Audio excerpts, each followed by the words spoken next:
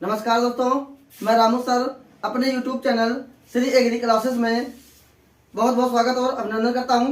ठीक है, तो हम लोगों ने इधर जेनेटिक्स में है ना तीन लेसन पढ़ चुके हैं।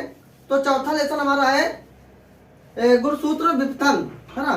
तो गुणसूत्र विपथन को यहाँ पे कंटिन्यू करना है। ठीक है, उसके बारे में पढ़ना है। तो आइए हम चालू करते हैं। चौथा लेसन है गुणसूत्र विपथन।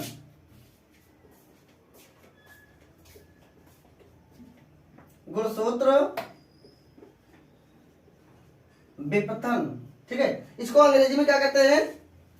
क्रोमोसोमल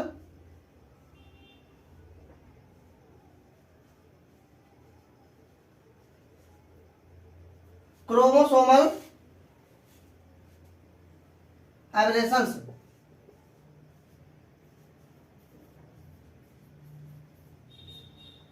क्रोमोसोमल एबरेशंस इसको कहते हैं अंग्रेजी में। ठीक है, क्रोमोसोमल एबरेशंस, एबरेशंस है ना, एबरेशंस TIONS है ना, एबरेशंस। गुणसूत्र विपथन, ठीक है।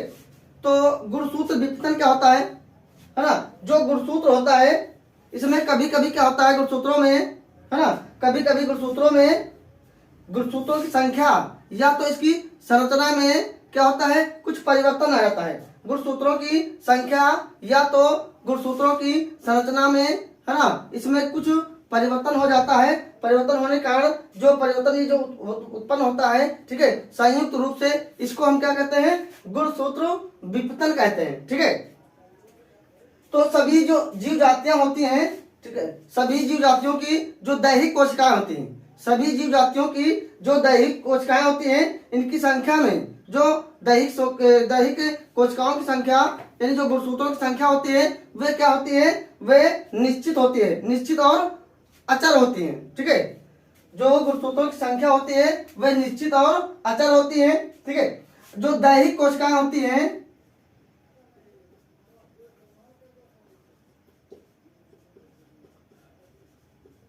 दैहिक कोशिकाएं, ठीक है, तो दैहिक कोशिकाओं की, जो दैहिक कोशिकाओं में गुणसूत्रों की संख्या होती है वे क्या होती है? निश्चित होती है। ठीक है, इसमें जो गेमेट्स होते हैं, है ना, यानी कि इसमें जो गेमेट्स होते हैं, यहाँ पे बात करेंगे भैया, एक होता है अगुणित, एक होता है द्विगुणित। अगुणित है ना, यहाँ पे समझ लेना है। अगुणित होता है एक होता है द्विगुणित, द्विगुणित।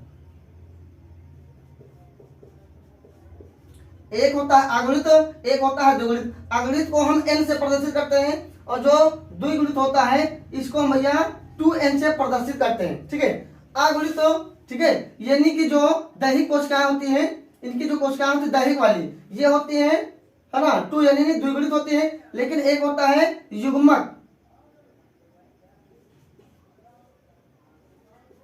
युग्मक यानी इसको हम कहते हैं गेमेट्स। गेमेट्स ये क्या होता है? अगुणित होता है। जो गेमेट्स होता है यह अगुणित होता है। ठीक है, लेकिन जो एक होता है जायगोट, जायगोट यानी इसको हम कहते हैं, अंग्रेजी में कह सकते हैं, हिंदी में, है ना, युग्मनज, युग्मनज।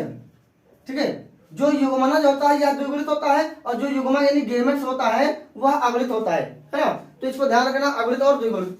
ठीक है, उसके बाद में अगर हम बात करें जो गुणसूत्र होते हैं, है ना, गुणसूत्र की जो इकाइयां होती है प्रायः, है ना, गुणसूत्र के ऊपर जो जीन्स होते हैं वे, है ना, एक पंक्ति में चिपके पाए जाते हैं, है ना, एक रेखीय श्रृंखला में चिपके होते हैं। जो गुणसूत्र होते हैं, ठीक है, उसमें जो जीन्स होते हैं ABCD, है ना, EFGH ऐसे करके, यानी कोड के रूप में इसके चारों तरफ चिपके होते हैं। गुणसूत्र के ऊपर जीन्स चिपके होते हैं। ठीक है, तो इसको ध्यान रखना है रेखीय क्रम में। तो इसमें है ना अगुणित और द्विगुणित समझ में आ गया होगा आप लोगों को। उसके बाद हम बात करेंगे, ठीक है, कि इस लेसन में हम लोग पढ़ेंगे गुणसूत्रों की, है ना, गुणसूत्रों की संरचनात्मक परिवर्तनों के बारे में हम पढ़ेंगे। ठीक है, यानी इसमें 2 लेसन लगे हैं। एक लेसन में हम लोग पढ़ेंगे गुणसूत्रों की, इस वाले लेसन पढ़ेंगे गुणसूत्रों की संरचनात्मक, है ना, परिवर्तन या विघटन। इसके बाद में एक और है, इसके अगले वाला लेसन, अगला लेसन, उसमें हम लोग पढ़ेंगे गुणसूत्रों की संख्यात्मक, है ना, परिवर्तन या विघटन। तो आइए हम बात करते हैं, है ना, गुणसूत्रों में संरचनात्मक परिवर्तन कैसे होता है।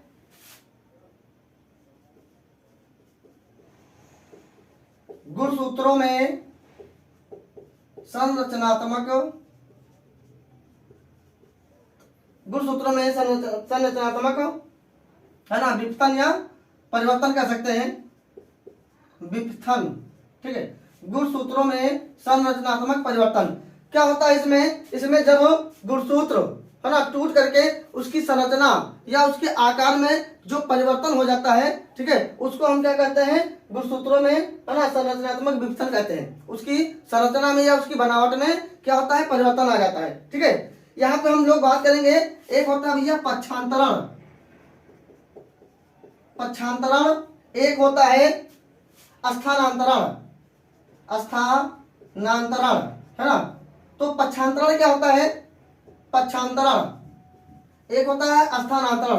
पक्षांतरण क्या होता है ना, एक ही गुणसूत्र में होने वाले जीन में जो परिवर्तन होते हैं, है ना, उसको हम क्या कहते हैं, या पक्षांतरण कहते हैं। एक ही, है ना, एक ही गुणसूत्र में होने वाले जीन में जो परिवर्तन होता है उसको हम क्या कहते हैं, पक्षांतरण कहते हैं। ठीक है, और स्थानांतरण क्या होता है ना, जब क्या होता है ना, भिन्न गुणसूत्रों में कुछ खंडों की अदला बदली क्या हो जाती है ना, भिन्न गुणसूत्रों में कुछ उसके खंडों में अदला बदली को हम स्थानांतरण कहते हैं। तो ये 2 पॉइंट ध्यान रखना है, पक्षांतरण और स्थानांतरण। प्रकार के बारे में बात करेंगे, है ना, गुणसूत्र विघटन के प्रकार, गुणसूत्र विघटन के प्रकार।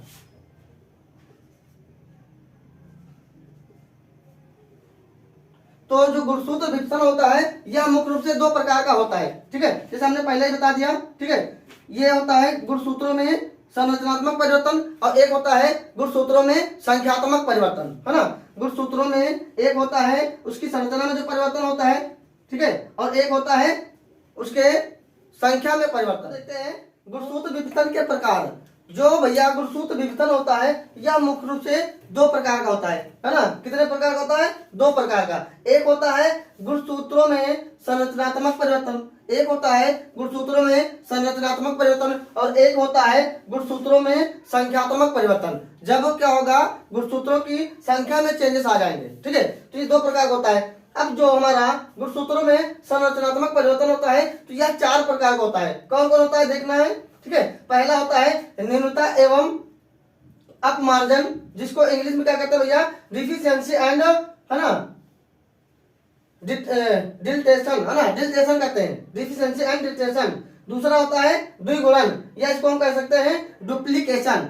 ठीक है, उसके बाद तीसरा वाला है व्युत्क्रमण, या इसी को हम प्रतिलोमन कहते हैं। क्या कहते हैं, व्युत्क्रमण या प्रतिलोमन कहते हैं। अंग्रेजी में कहते हैं इसको, इंग्लिश में क्या कहते हैं, इन्वर्जन। ठीक है, उसके बाद में जो हमारा चौथा वाला है, ये चौथा हो जाएगा स्थानांतरण या ट्रांसो, है ना, ट्रांसलोकेशन कहते हैं, है ना। यहाँ से प्रश्न बनेगा ट्रांसलोकेशन, है ना, किसे कहते हैं। अभी इसको हम आगे डिटेल में विधिवत पढ़ेंगे।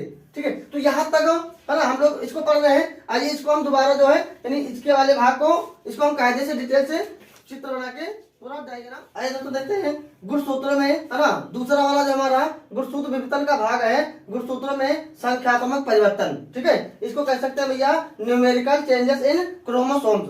तो इसको भी मुख्य रूप से 2 पार्टों में बांटा गया है, ध्यान रखना। ठीक है, एक होता है असगुणता, एक होता है, दूसरा होता है सगुणता। एक होता है असगुणता, दूसरा होता है भैया सगुणता, है ना। इसको कहते हैं अनएम्प्लॉयडी, ठीक है, इसको कहते हैं एम्प्लॉयडी, है ना। तो ये 2 पार्ट हो गए, फिर इसको 2 भागों में बांटा गया। अब जो असगुणता है, यानी कि अनएम्प्लॉयडी जो है, इसको भी फिर 2 भागों में बांटा गया है ना, जिसको कहते हैं अधोगुणता, या इसको कहते हैं, है ना, हाइपोप्लॉयडी, है ना, अधोगुणता या हाइपोप्लॉयडी कहते हैं। दूसरा वाला है अधिगुणता, या इसको हम कह सकते हैं हाइपरप्लॉयडी। ठीक है, इसको दो भागों में बांटा गया, ध्यान रखना। उसके बाद अधोगुणिता को भी दो पार्ट में फिर बांटा गया है ना। इसको कहते हैं एक न्यून सूत्रता, है ना, मोनोसोमी। दूसरे को कहते हैं द्विन्यून सूत्रता, इसको कहते हैं न्यूलिसोमी। ठीक है। उसके बाद में अधिगुणिता को भी दो पार्टों में बांटा गया है। कौन कौन सा हो जाएगा? एक हो जाएगा एकाध सूत्रता, जिसको कहेंगे भैया ट्राइसोमी। क्या कहेंगे? ट्राइसोमी। दूसरा होता है द्विअधिसूत्रता, जिसको कहेंगे टेट्रासोमी, है ना। क्या कहेंगे? टेट्रासोमी। ठीक है। तो ये वाला हमारा दो गया। अब दूसरा वाला पार्ट है हमारा जो होता है सगुणिता। पहला क्या था? असगुणिता, दूसरा है सगुणिता। इसको, है ना, तीन भागों में बांटा गया है। एक होता है एक गुणिता एवं अगुणिता, एक गुणिता एवं अगुणिता। दूसरा होता है द्विगुणिता, ठीक है। और जो तीसरा वाला होता है बहुगुणिता। अब, है ना, क्या होता है? बहुगुणिता होता है। बहुगुणिता को भी तीन भागों में बांटा गया, ध्यान रखना। ठीक है। एक को कहेंगे स्व बहुगुणिता, ठीक है, पहले वाले को कहेंगे स्व बहुगुणिता। दूसरा वाला हमारा हो जाएगा खंडीय पर बहुगुणिता, है ना। क्या हो जाएगा? खंडीय पर बहुगुणिता। उसके बाद में तीसरा वाला हो जाएगा पर बहुगुणिता। तो जो, है ना, ये हमारा हो गया एक डायग्राम, है ना, गुणसूत्रों में संख्यात्मक परिवर्तन के आधार पर, है ना। पूरा डिटेल से इसको ध्यान रखना, ये वाला डायग्राम। ठीक है। तो आज हम अपनी क्लास को फिर यहीं पे वाइंड अप, अगले वीडियो में हम फिर मिलेंगे। बहुत बहुत धन्यवाद।